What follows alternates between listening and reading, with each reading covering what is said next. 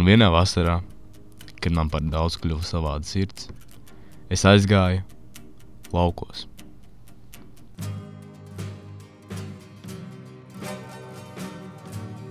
Veselām dienām klīdu mežos un pļavās.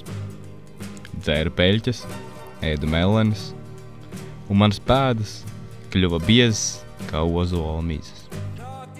Un reiz, kad es iegulēju zālē, vēroju zilgmē, kā vēji auž mākoni mazu.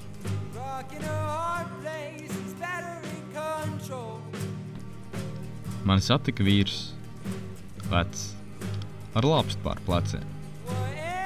Izdzirdis man savādo balsi, teica: dēls, nāc man līdzi, iesim strādāt. Un viņa vārdi nopūta pienenēm pūkas.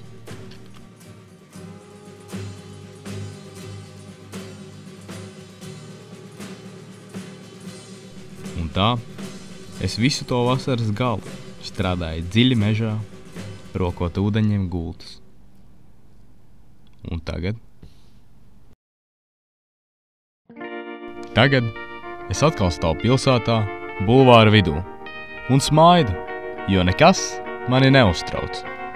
Man var staigulu pieteikties līdzi, mani pagrūst var gājējs, pašpuika, džentilmens. Mani var aptraipīt tramvai, auto, vienalga.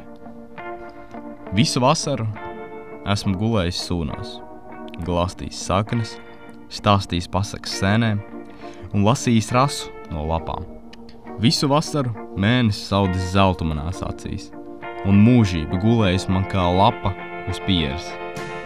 Vēl tagad pirksti man smaržo pēc medus, sirdī kā ābolā sēklas guļ mieras, bet smadzenē šūpojas ezeru mirdzošās miglas un dienvidu dvingas.